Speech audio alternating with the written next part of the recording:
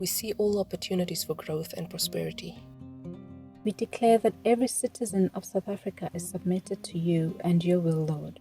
We speak life into all the dry bones, which is all the businesses that went through difficulty during this season. In Romans 12 verse 2, the Lord says, "Do not conform to the pattern of this world, but be transformed by the renewing of your mind.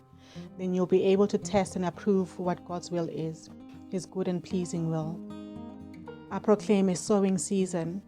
Ecclesiastes 11 verse 6 says, "In the morning sow your seed, and at the evening withhold not your hand, for you do not know which will prosper, this or that, or whether both will be good alike."